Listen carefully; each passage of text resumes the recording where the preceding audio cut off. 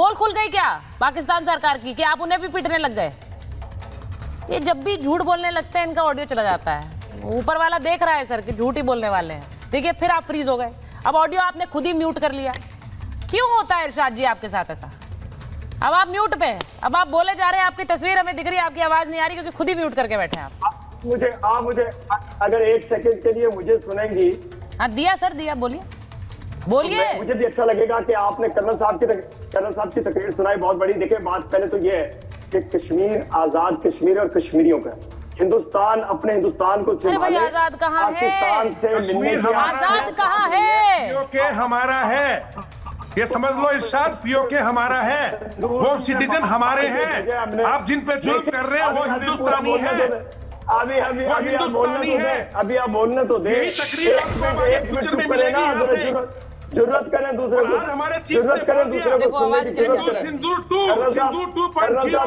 जरूरत करें, बंद नहीं करेंगे बीच में, जरूरत करें सुनने की। अच्छा मैं तो ये पूछ रही हूँ, मैं एक बार राजा काशिफ साहब के पास जाइए भाई। राजा काशिफ जी, राजा जी भाई, एक पहले तस्वीर आई जब आप परमाणु गिरवी रखा है अपने, आपने परमाणु की बोली लगा दी सऊदी अरब जाकर।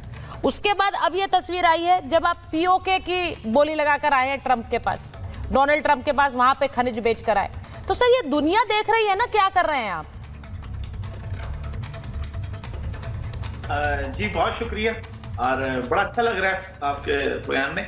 और बुनियादी बात ये है कि देखें हम क्या छोड़ आए क्या नहीं आए। वैसे मुझे लगता है हमसे ज्यादा चिंता तो आपको रहती है, और आपके हालात तो ऐसे हैं कि हम क्या छोड़ाए। ये जनरल बख्शी बैठे हैं, इनके हालात है, इनको देखता हूं तो मुझे जनरल शाहबेग याद आ जाते हैं, जिनको आपने ताबूत में बंद करके उनकी वालदा को, घर वालों को दिया।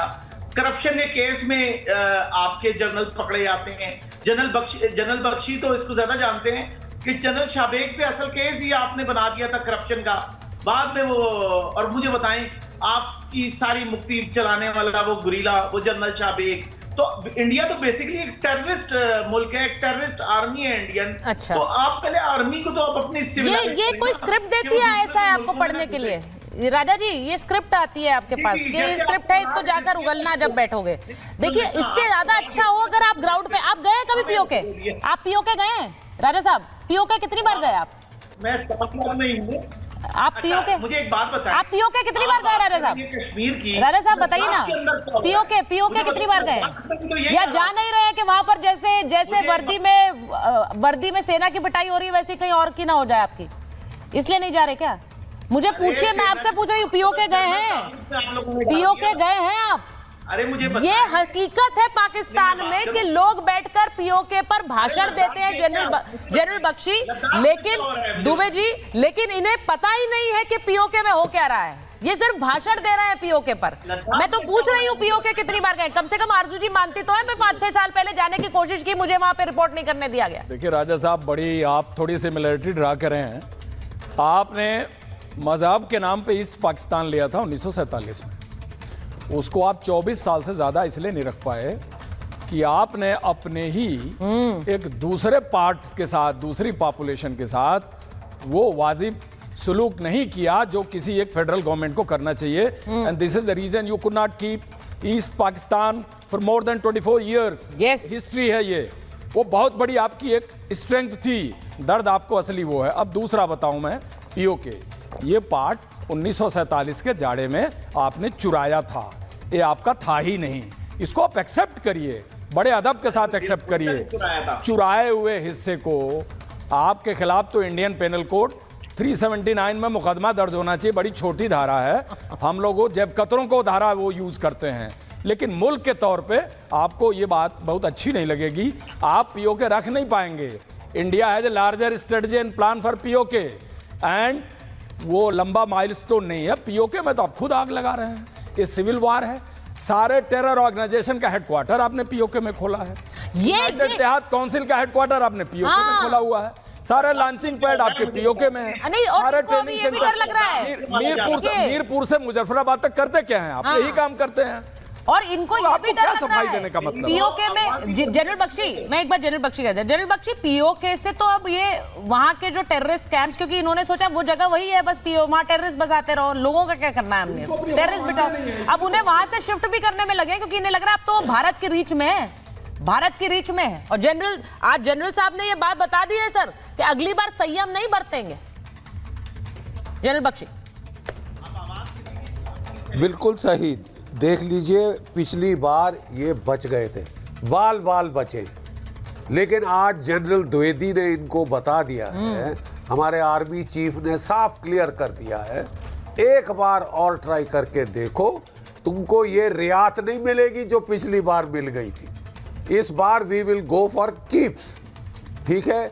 और अगर पाकिस्तान ने हिमाकत करी, कोई भी एक्ट ऑफ टेरर करने की, आप गिठान बांध के रख लीजिए कि it will be treated as an act of war. उस वक्त आपके चेहरे पे जो मंद मंद मुस्कुराहट दिख रही है ना साहब, आप थोड़े मोटे और ओवरवेट हैं, ये टाई वाले सज्जन, ठीक है ना, आपका जो वजन है ना वो ठीक हो जाएगा, आपका वजन ठीक हो जाएगा। आप हिंदुस्तान की फौज के हाथ चढ़ गए तो आपका वजन ठीक हो जाएगा, ये मैं आपको बता दूं। पाकिस्तान की फौज की प्रॉब्लम यह है कि सिवाय लूटपाट के इस फौज ने कुछ किया नहीं। आप हमें जो है यहाँ पे पाठ पढ़ा रहे हैं, आप हमें पाठ पर 100 चूहे खा के बिल्ली आज को चली, आप कह रहे हैं हमारे बेचारे फौजी करप्शन करते हैं। आप कभी आके देखिए, हम लोग ना आर्मी मिलिट्री कॉलोनीज में रहते हैं जहाँ हमें सबसे सस्ते से सस्ता फ्लैट मिल जाए, ठीक है, वहाँ पे हम लोग रहते हैं। बिल्कुल हम लोग एक ईमान की जिंदगी जीते हैं। यस। आपके जो जर्नैल हैं वो कभी बिस्कुट की फैक्ट्री, कभी केक की फैक्ट्री, कभी न जाने क्या क्या बेच रहे हैं पाकिस्तान में।